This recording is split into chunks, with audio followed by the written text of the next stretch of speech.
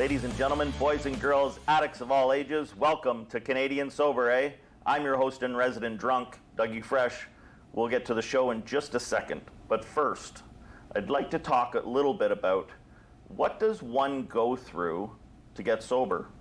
What does one do to change their lives?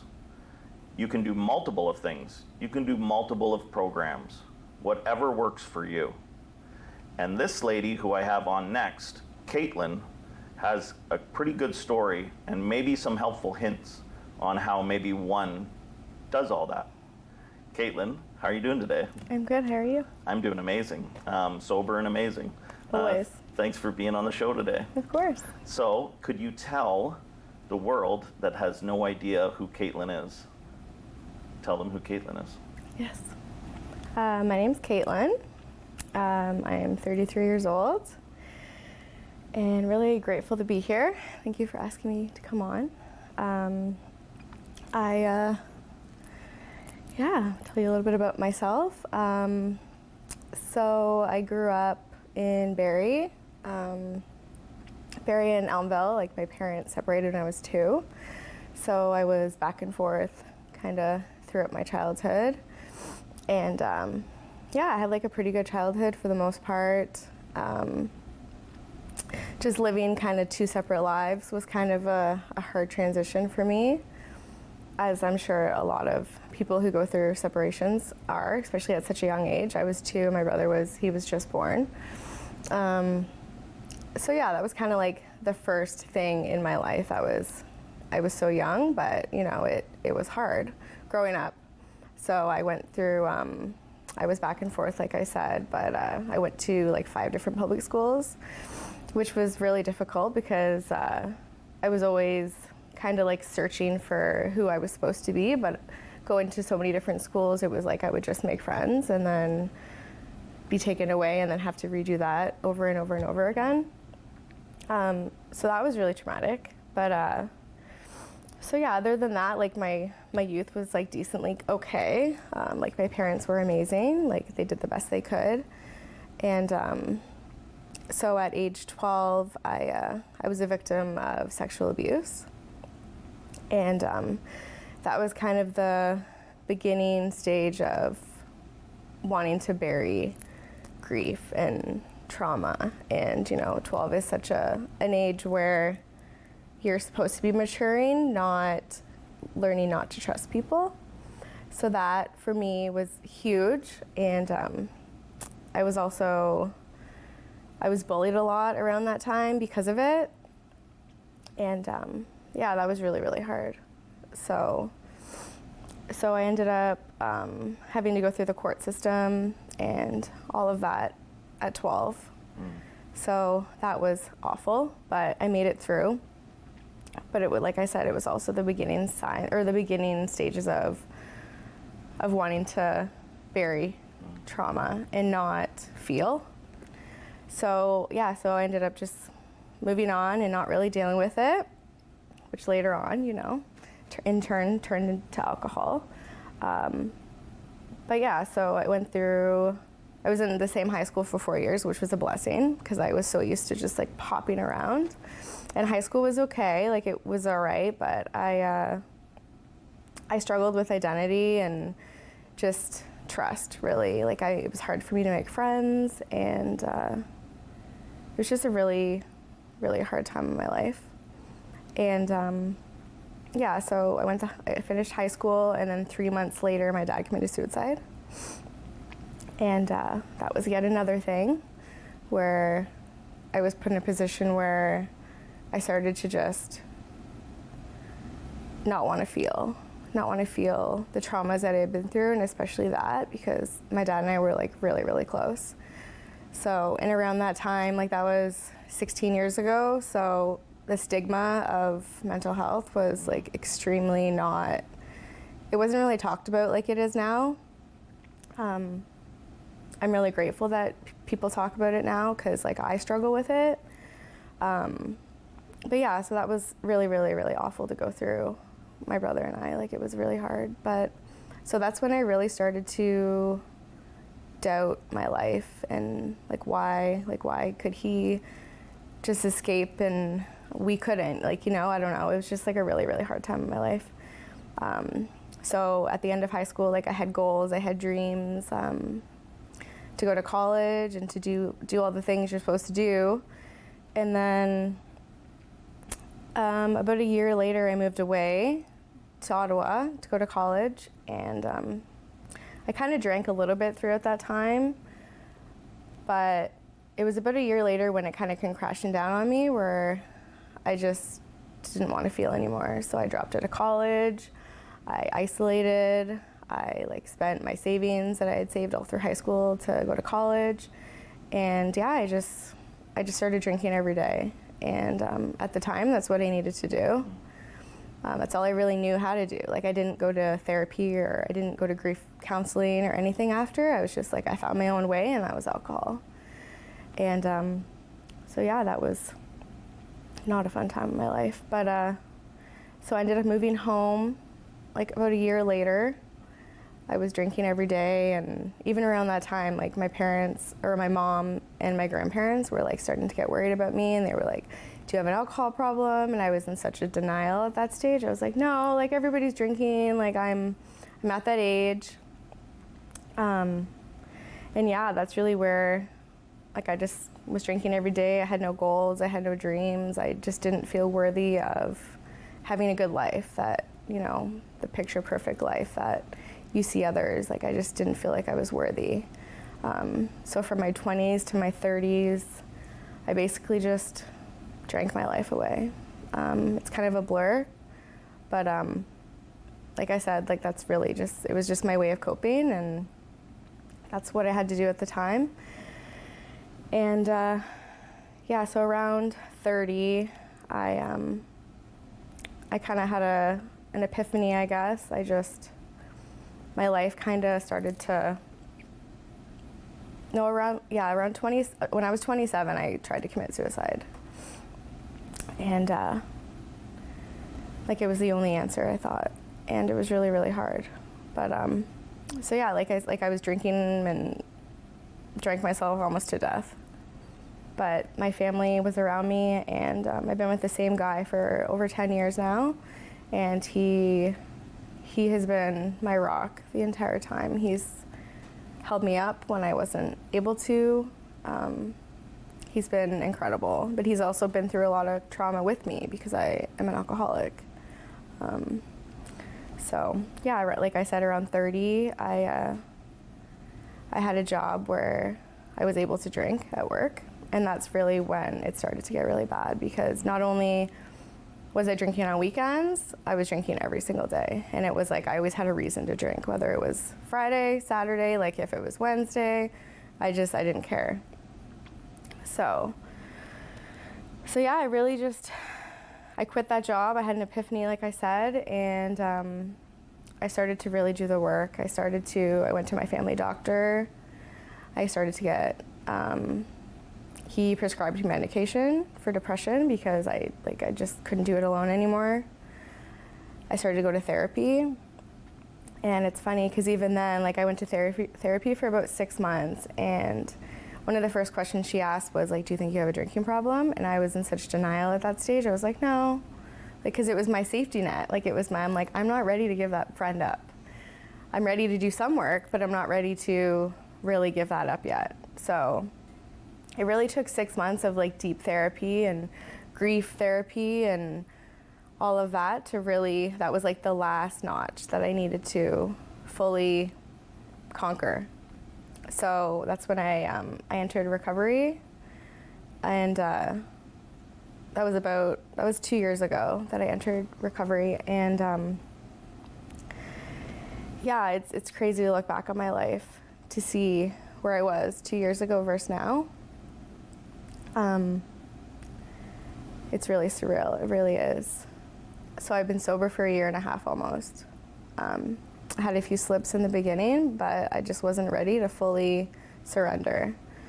And I'm incredibly grateful I did, because if I was still living the way I was living before, I wouldn't be alive, like, absolutely.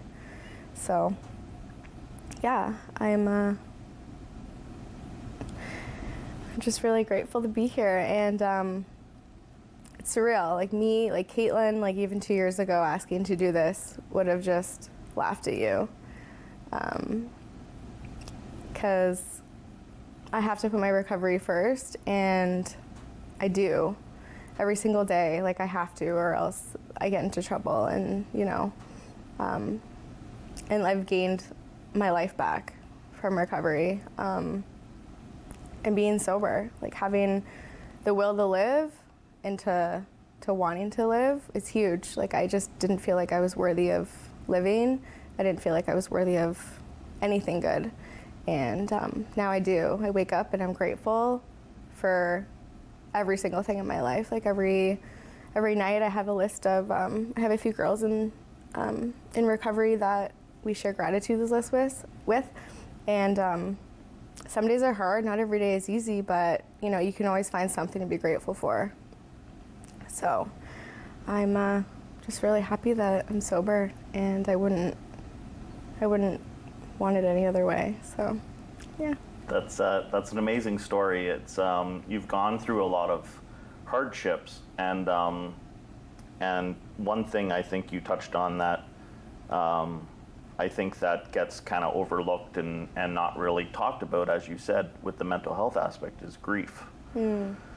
You went through something really, really traumatic, and I've known a lot of people in recovery rooms that have gone through like similar things, and a lot of times our only option at the time is to deal with it the best way we know how. And you said like you just wanted to bury it and forget about it, and it's really something I think that stays with you forever, but you're learning today how to cope with it and how to handle it. Death is something that is never easy in any aspect of life. We love people so much that when whether it's natural causes or whether it's something like that we miss those people.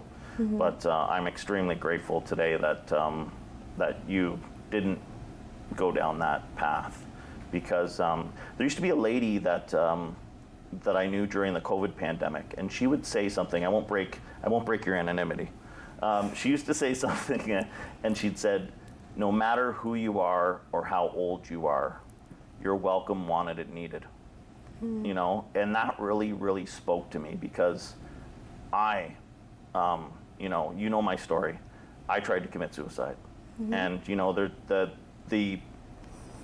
I think about that every now and then, and I'm like, if I wasn't here, this show wouldn't exist.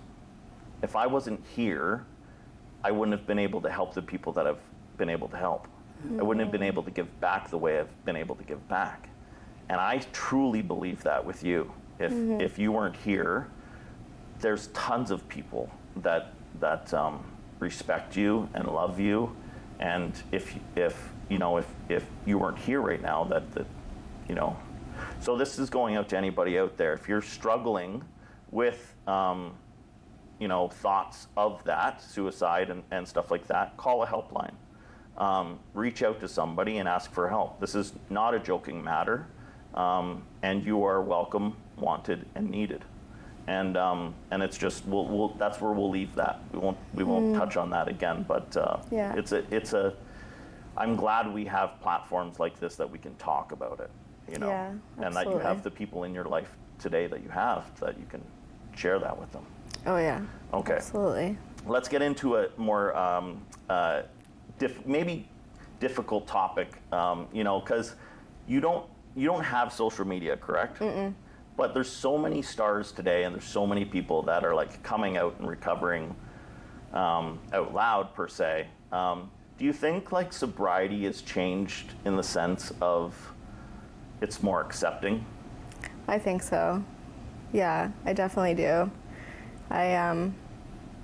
It's just funny, like when you come into the rooms of recovery, there's just so many different types of people that you have never thought. Like when I first came around, I was like, the alcoholics, the person on the side of the road with a bag, like, the typical, but it's like we're all normal. We're all we're all just trying to just make it, and it's acceptable that we talk about it, because being in the dark about it is a dangerous place. It really, really is. Like, I was in a dangerous place, and there's still people struggling, and it's really, really sad, because there's help, and the fellowship of recovery is like the most beautiful thing in the world. I can't imagine. Everyone's just there to help another, and that's what it's all about. Yeah. Who would you say is your biggest asset today? My biggest asset? Like the person that helps you the most, or the person that you kind of look to be that person that you can go to and talk to? I have two people. My number one is my boyfriend. Like I said, he's been my rock for years, and he is just such a great man, and he's amazing. But I would say my sponsor. My sponsor has completely, I could go on and on and on and on about her, but she was brought to my life for a reason, and we are soul sisters, sober sisters. She's a part of a sober tribe that we're in, and yeah, she knows me more than anybody, and she has changed my life. I look up to her in so many ways, and I just love her so much. Yeah. And today is her birthday. It is today. So happy birthday. Yes. And tomorrow is her sobriety birthday. Yes. Now, tonight you are going to a quote-unquote sober party. Yes. Right? Where you're going to celebrate like her achievements in recovery and in life. Yes. Will there be mocktails there? Oh, probably. Yeah? Yeah, probably. She loves the mocktails. Yeah? Yeah. Do you think that is a dangerous thing in society today, or a good thing? That's a tricky topic. I personally wouldn't go and buy like near beer or anything like that. Like, I absolutely loved beer, so I don't think the taste of beer would be good for me. But I mean, I love like juices and like special soda waters and stuff like that. Like, I don't know, it really just depends where you are in your sobriety. For me, like, as a celebration, okay. Like, for Christmas, my sister-in-law got like fake champagne for mimosas, and it wasn't really like that triggering as I thought it would be, but it was very similar in taste. So I don't know, I think it just depends where you are in your sobriety. If you're if you're doing well, like, I don't know, it depends. Yeah, I've been told, and this is just, I respect everybody's, opinions, and I don't, think any less of anybody if they do one thing and another, other than the other topic I'm going to ask you here in a second. Okay. But my sponsor is like, it's a hard no. Like, yeah. And I think he is like that because he's seen the dangers that it does. Yeah. It tastes like beer, smells like beer, but it doesn't give you that effect that beer does. And eventually, he's seen what happens when people start that. So, of course. It's a hard no for me. Plus, I think I'm not 100% sure, but I think it's more expensive than the actual stuff. So I was like, it is what it is. But the thing I think that scares me is that we're selling it now at gas stations, and we're selling it now at grocery stores, and you can get it anywhere. And I really think the market is flooded with it. And in my opinion, it's not a good thing. But with that being said, California sober. Have you ever heard that term? Mm-mm. So California sober is a term where somebody might partake in smoking a joint, drinking a beer, but still claim that they're sober. Do you know anybody like that? No. No. I'm putting you on the spot now. Not that I know of. Maybe I do, but I don't know. Yeah. Okay. So we won't touch on that, but what does Katlyn do to maintain your sobriety? What do you do to stay sober today? I love that question.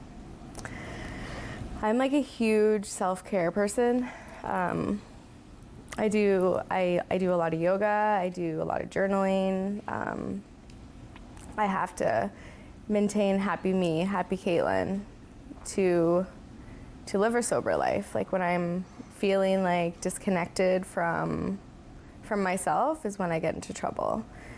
Because that's what I used to do when when I was in trouble. I would isolate and do all the things. So yeah, I have to just continue to check in with myself. I'm very spiritual in nature, and I have 2 dogs, so I'm outside all of the time. So I have to I just have to connect with others as well. Connect with me, myself, and my higher power, my spiritual being. Like I have to, or else I get into trouble. So, yeah. What would you say your goals are going forward, like with sobriety? Goals. That's a hard one because I still live in the past a little bit with like goals and dreams. Like I still struggle with that. It's a one day at a time thing. Like as long as I can make it every day, like today, I'm sober today, and I hope to set a goal and achieve it. But every day that I'm sober is a goal that I achieve. So, yeah. So when it comes to your sobriety and the things that you do to maintain it, like if you were to talk to somebody like right now, like let's hypothetically say that you were gonna, be going to your first meeting ever, right? Like let's say tonight you were going to your first meeting ever. When you walk in, what would you tell, kind of like the question we had the other night, what would you tell your past self if you walked into that recovery room for the first time?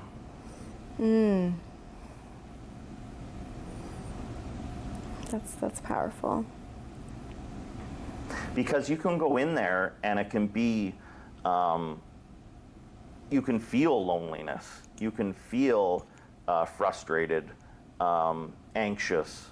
There's a lot of different characters in that room. And there's a lot of people that are like a wide age gap, right? That maybe you think that don't understand who Katlyn is or understand, like why you're there. And I think it's the same old story you hear all the time in recovery rooms, like why is all this stuff just happening to me? Yeah. So if you were to go into a recovery room for the first time, would you tell yourself like relax?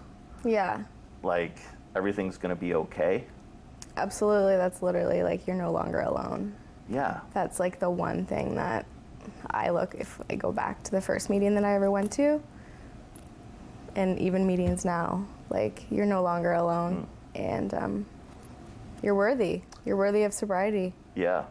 What do you think people misunderstand the most about sobriety?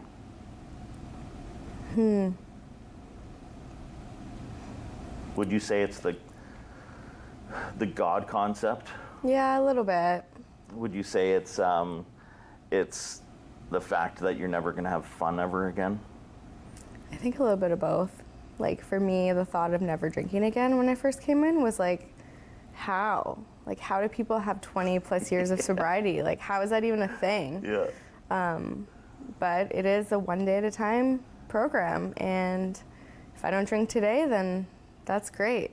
But I don't look to tomorrow. Like tomorrow's a new day. But yeah it's. And the God thing for sure. Yeah. Like I grew up in an atheist home, so I mean I've always been very spiritual, but so I connect through nature and animals and stuff like that. So it's just finding your own God, your own higher power, and everybody can.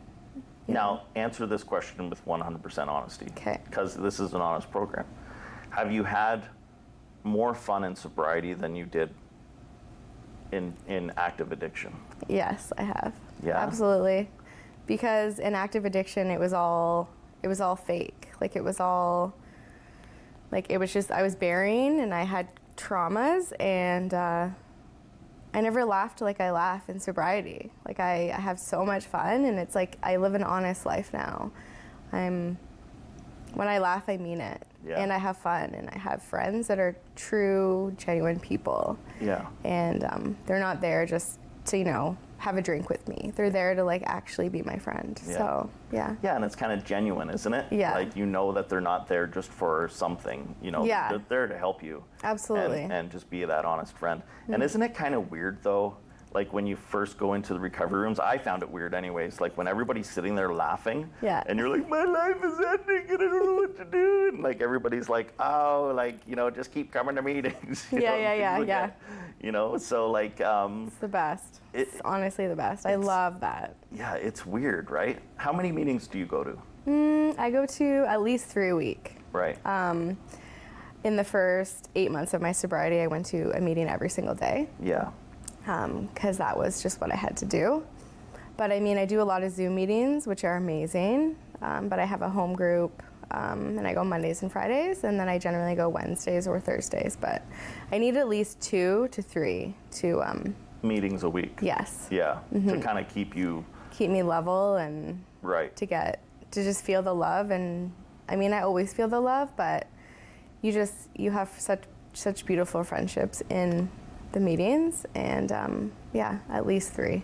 Yeah. And like, would you say that you go to meetings today because you have to, or you go to meetings today because you want to? I would say a little bit of both.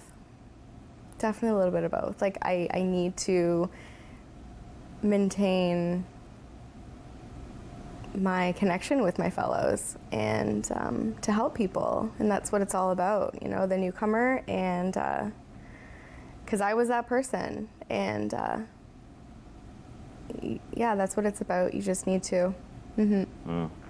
Katlyn, I'm not going to say this to like gloat your head up, but like the way people come into the room, it's a positive, like there's a positive glow about you when you come into the rooms. And I saw you when you first came in, and it was really not good. You were like kind of shy and boxed in and kind of like, just not who you are today. And to see you kind of bloom into who you are today is just it's a powerful gift, and I never want you to lose that. Keep coming back, and now I'm doing all those like old man like slogan things, like keep coming back. But I want to thank you today for being on the show. Of course. Keep coming, and maybe in 5 years we'll get you back on and see how your life is then. Yeah, that would be great. Thanks for having me. Thanks so much. Yeah. Thanks everybody for joining us today on Canadian Sober.